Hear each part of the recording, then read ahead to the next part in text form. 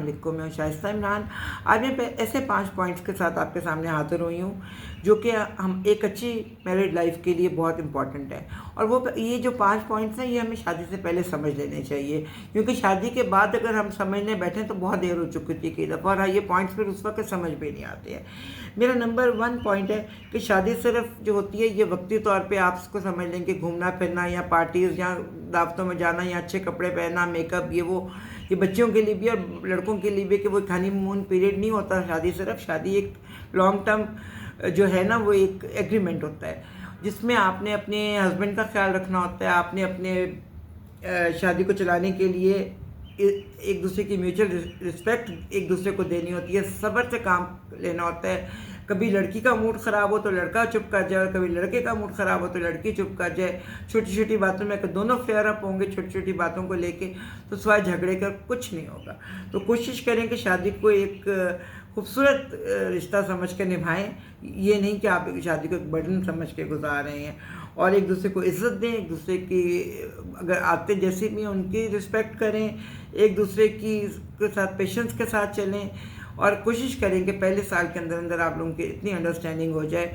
और अपनी फैमिली के साथ वैसे वर्षा दोनों बच्चे बच्ची अपने फैमिली के साथ एक अच्छा सलूक रखें, ताकि क्योंकि कई दफ़ा बच्चियां अपने इन-लॉज के साथ बहुत बुरा सलूक करती हैं तो बच्चे डिस्टर्ब हो जाते हैं, वो बैलेंस नहीं रख पाते फिर अपने पेरेंट्स में और अपनी वाइफ में, तो फिर बहुत झगड़े होते हैं। और अक्सर आजकल की सासें बिल्कुल इंटरफेयरिंग नहीं रही हैं, उनके अपने काम होते हैं, उनकी अपनी ज़िंदगी होती है।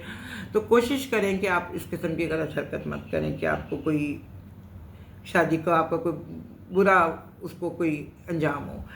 नंबर 2 पे, शादी सिर्फ एक इंसान से नहीं होती, उसकी आदतों से होती है, उसकी बहुत सारी उसके पैसे से होती है, उसके आपके साथ जो तवक्कुआत होती हैं उससे होती है। ये दोनों के लिए है। शादी जो होती है वो एक मुकम्मल पूरा एक पैकेज होता है जिसमें आपका उसके साथ रहना, उसके पैसे पे आपका हक, उस लड़के के पैसे पे एक लड़की का हक, वो कितना उसके लिए ख्याल कर रहा है, उसको कितना जायज़ मुकाम दे रहा है, उसका एक रिश्ते का कितना एहतराम है उसके लिए बीवी का, और लड़की भी उसके बदले में उसको कितनी इज़्ज़त और एहतराम दे रही है, उसकी कितना ख्याल रख रही है उसको उसके जज्बात का, उसके एहसासात का। ये नहीं कि आपने सिर्फ अपनी फ्रेंड्स को दिखाने के लिए शादी कर ली और एक लेबल लगाने के लिए शादी कर दी। नहीं, शादी एक जिम्मेदारी का नाम है जिसको बहुत खूबी से निभाना चाहिए। नंबर 3, शादी आपकी ज़िंदगी मुकम्मल बदल देती है। जब आपकी ज़िंदगी शादी बिल्कुल मुकम्मल बदल देती है, आपका लाइफस्टाइल बदल देती है। आपकी जो लड़कों को आदत होती है कि रात को लेट आना, दोस्तों के साथ बैठ रहना, कैजुअल होकर बैठ रहना, वो नहीं। अब वो लड़कों को भी अपनी लाइफ में चेंज लाना पड़ता है, बिकॉज उनको अब लेट आना या ये करना या बीवी को टाइम ना देना, ये बहुत गैर मुनासिब हरकतें जो लड़के करते हैं। और इसी तरह लड़कियां अगर सिर्फ अपने माँ बाप के घर ही जाना हर वक्त चाहेंगी, तो फिर लड़के भी आहिस्ता आहिस्ता अपने दोस्तों की तरफ या अपनी फैमिली की तरफ ज़्यादा टाइम देने लग जाते हैं। आपने इकट्ठे टाइम गुजारना है, आपने लड़के की फैमिली के साथ टाइम गुजारना है, ये लड़कियों के लिए।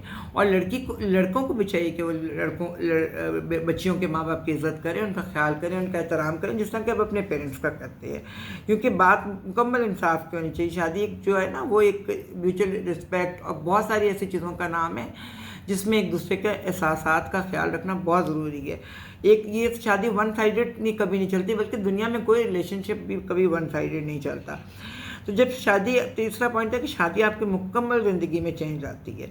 आपको उस चेंज को हंसी खुशी कबूल करना है, आपको उसको एक्सेप्ट करना है खुशी के साथ कि आपने अगर लड़की को देर से उठने के आता है तो उसको जल्दी उठ के अपने हस्बैंड के साथ नाश्ता करना है या अपने इन-लॉज के साथ नाश्ता करना है, ये अपने हस्बैंड के साथ करना है। तो वो उसके लिए जल्दी उठे, ये नहीं कि हस्बैंड खुद तैयार होकर उसी पुरानी लाइफस्टाइल के साथ ऑफिस जा रहा है। और अगर आप अकेले भी रह रहे हैं तो आपके घर में तो आपको उठ के फिर भी अपने हस्बैंड का कुछ सी ऑफ करना है। और अगर आप भी जॉब पे जा रहे हैं तो इकट्ठे उठ के आपने एक खुशी खुशी नाश्ता करके, नाश्ते के टेबल पे छोटी एक अच्छी गुफ्तगू होनी चाहिए, स्मॉल टॉक होनी चाहिए, जिससे आप लोग जाते वक्त आप दोनों खुश खुश अपने वर्किंग प्लेस पर जाएं, ताकि आप दोनों के सर पे कोई बर्डन ना हो।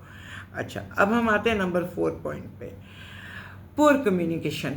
ये एक शादी को डिस्ट्रॉय करने का, किसी रिलेशनशिप को भी डिस्ट्रॉय करने का एक बहुत बड़ा कॉज है। और पुअर जो कम्युनिकेशन है, अगर वो मियाँ बीवी के बीच में हो तो आप यकीन करें कि ये रिश्ता बहुत जल्दी ख़राब हो जाता है और एंड इसका डिवोर्स पे होता है अगर कम्युनिकेशन ना हो आपस में। आपके साथ अगर कोई प्रॉब्लम है, कोई इश्यूज़ हैं, तो आप उसको कम्युनिकेट करें अपने हस्बैंड के साथ, और हस्बैंड अपनी वाइफ के साथ कम्युनिकेट करे। ये नहीं कि मुंह बना के बैठ गया और या वो मुंह बना के बैठ गई, या आप लोगों की ईगो सामने आ गई कि आपने अपनी प्रॉब्लम्स नहीं उसके साथ शेयर करनी, उसने आपके साथ अपनी प्रॉब्लम्स नहीं शेयर करनी। और असल में कहते हैं इतनी छोटी छोटी बातों पे लोग ईगो को बीच में ले आते हैं और इतने बड़े रिश्ते को ईगो की वजह से ख़त्म कर देते हैं, और ट्रस्ट की वजह से। और मैं एक बहुत इंपॉर्टेंट पॉइंट है कि जब आप शादी करते हैं तो अपने हस्बैंड पे पूरा ट्रस्ट करें, और हस्बैंड जो अपनी वाइफ पे पूरा ट्रस्ट करे। अगर आप हर वक्त एक दूसरे की टो में रहेंगे, वो कहाँ जा रहा है, वो कहाँ जा रही है, तो आप यकीन करें कि ये रिश्ता शक के गंदे रिश्ते में चला जाएगा और आपकी शादी का एंड बहुत बुरा होगा। और ईगो को मियाँ बीवी के रिश्ते में ईगो को, बल्कि किसी रिश्ते में ईगो को नहीं आना चाहिए, मगर मियाँ बीवी के रिश्ते को बहुत बुरी तरह से, क्योंकि ये खूनी रिश्ता नहीं होता, बहुत बुरी तरह से डिस्ट्रॉय करती है ईगो। आपकी शादी को खा जाती है ईगो। आपके टेम्परामेंटल इश्यूज़ हों लड़के के या लड़की के, या कोई और आपके इश्यूज़ हों, आप उनको बैठ के कामली एक दूसरे के साथ डिस्कस करें, बहुत तमीज़ तरीके के साथ, महज़ब तरीके के साथ, एक ग्रेसफुल तरीके के साथ एक दूसरे के साथ डिस्कस करें। ये नहीं कि आप शाउट करके एक दूसरे के साथ मूड ख़राब करें, लड़का शाउट करे तो लड़की भी करें, या लड़की शाउट करे तो लड़का करे।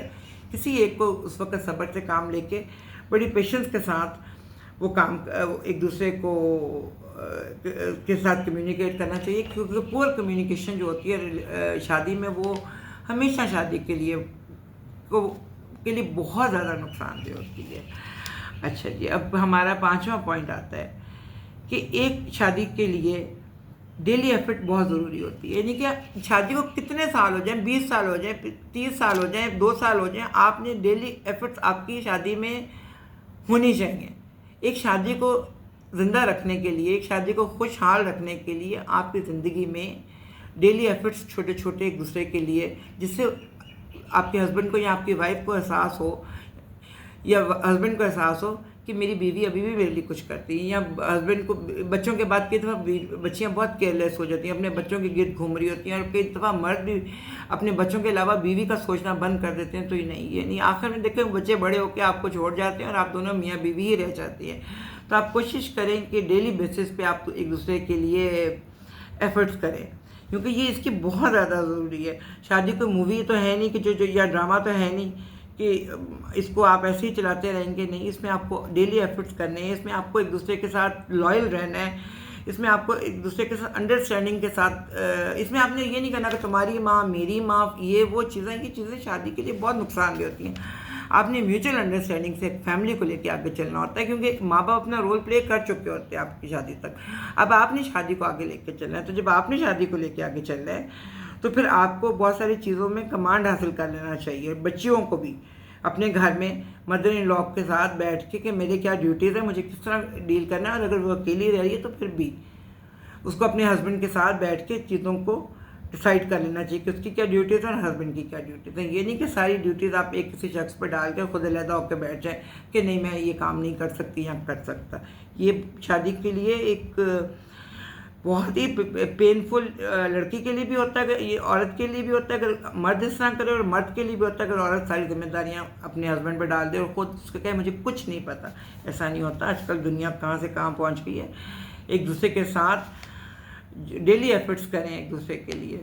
छोटी सी कोई चीज़, चाय बना दी कभी, अगर बीवी की तबीयत ठीक नहीं तो हस्बैंड ने, या हस्बैंड के लिए कोई चीज़ बना दी उसकी पसंद की, कभी वाइफ ने। डेली एफर्ट्स होती हैं जो शादी को ज़िंदा रखती है, खुश रखती हैं, ज़िंदगी को आपकी हैप्पीनेस का एक मतलब मैं आपको एक पॉइंट दे रही हूँ हैप्पी मैरिज का, कि उसमें आपकी छोटी छोटी डेली एफर्ट्स है ना, वो बहुत, या कोई छोटी सी चीज़ है अपनी पसंद की अपने हस्बैंड के लिए या वाइफ के लिए, इमोशनली अपने इमोशंस को ना और मरने ना दें, क्योंकि अगर इमोशंस ख़त्म हो गए आपकी शादीशुदा ज़िंदगी में तो समझिए आपकी लाइफ ख़त्म हो गई, आपकी शादी डेड हो गई बिल्कुल। एक डेड रिश्ते के साथ, एक स्टेल रिश्ते के साथ ज़िंदगी गुजारना बहुत मुश्किल काम है। और मर्दों से मेरी बड़ी स्पेशल रिक्वेस्ट है लड़कों से कि कभी बीवी को चीट मत करें। अगर आपकी बीवी अच्छी किरदार की, खूबसूरत, बाकिरदार, अच्छी औरत है, और हाँ शक्ल से ज़्यादा आप बच्चे के या लड़कों के लिए भी यही है, लड़कियों के लिए भी, एक दूसरे के करैक्टर को ज़्यादा इम्पोर्टेंट दें। पैसे को और शक्ल को इतनी इम्पोर्टेंस मत दें। जो करैक्टर है ना वो बहुत इम्पोर्टेंट चीज़ है। देखें पैसा भी जा सकता है, शक्ल सूरत भी एज के साथ ख़त्म हो सकती है, मगर जो करेक्टर है ना उस वो कभी, वो जो आपका करेक्टर अच्छा होगा ना, आपके हस्बैंड का या आपकी बीवी का या आप दोनों में से किसी का भी जो करेक्टर स्ट्रांग होगा, अच्छे स्ट्रांग करेक्टर का कोई शख्स होगा, तो वो आपकी शादी के लिए, एक वाइफ के लिए भी बड़ी एक सुकून का बायस होते हैं, पीस ऑफ माइंड होता है, और एक हस्बैंड के लिए भी पीस ऑफ माइंड होता है कि उसकी बीवी का करेक्टर अच्छा हो। हर तरह से करेक्टर सिर्फ ये नहीं है कि खुदा न खास्ता वो कोई बार अफेयर्स चला रहा है या चला रही है, करेक्टर हर तरह का होता है। अच्छी आते हैं, ऐसे आते हैं जो कि हम लोग, जो कि एक शरीफ इंसान में होनी चाहिए या शरीफ औरत में होनी चाहिए, वो आते हैं किसी शख्स में भी हैं। और उसके पास पैसे की कमी है तो आप उस चीज़ को इग्नोर करें। मोस्ट इम्पॉर्टेंट चीज़ करेक्टर है, आपकी हेल्थ है, अपनी हेल्थ का ख्याल रखें, अपने करेक्टर का ख्याल रखें, और शक्ल और पैसे इसको, ये सेकेंडरी चीज़ें हैं मेरे ख्याल से। अच्छा, क्योंकि खूबसूरती जो है ना वो उसको आप और पैसा, खूबसूरती और पैसे को आप कभी करेक्टर पे तरजीह मत दें, इस पर आप कॉम्प्रोमाइज़ कभी मत करें, क्योंकि अगर करेक्टर का कोई ख़राब है तो वो खैर आपकी ज़िंदगी एक गलत आदमी या गलत औरत के साथ गुजारना एक बहुत मुश्किल काम है। एक गलत शादी जो है ना, एक मिसमैच शादी आपकी पूरी ज़िंदगी को बर्बाद कर देती है। एक छोटा सा फैसला, एक गलत फैसला आपकी पूरी ज़िंदगी को ख़त्म कर देता है, बर्बाद कर देता है। ये ज़िंदगी एक बार मिलनी है, और शादी भी हमारे यहाँ उम्मन एक दफ़ा ही होती है। तो कोशिश करें कि जब आप पार्टनर चूज़ करें तो इन 4-5 जो मैंने पॉइंट्स आपको 5 पॉइंट्स थे, इनका ख्याल रखें। पेरेंट्स भी, बच्चियाँ भी अपनी मर्ज़ी से शादी करें, मगर इन 5 पॉइंट्स का ख्याल रखें। म्यूचुअल रिस्पेक्ट, एक दूसरे के साथ कम्युनिकेट करना, एक दूसरे को अपने करेक्टर को बड़े सही तरीके से चलाना, अपने आदत को ठीक करना। अपने आदत में देखें, आदतें अच्छी बुरी सबकी होती हैं, और मगर ठीक करना जो है ना वो किसी वक्त भी हो सकता है। तो कोशिश करें कि अपनी आदतों को आप बिल्कुल दुरुस्त रखें और अपने आप को खुश रखें, और कोशिश करें कि अपनी मैरिड लाइफ में छोटी छोटी एफर्ट्स करें एक दूसरे के लिए, और अपने एक दूसरे के लिए खुशी का सामान बने, एक दूसरे के लिए प्रॉब्लम्स क्रिएट मत करें लाइफ में, और ताने मत दें एक दूसरे को कभी कि तुमने इसको ये नहीं किया, तुमने ये नहीं किया। इससे आपकी मैरिड लाइफ ख़त्म हो जाती है।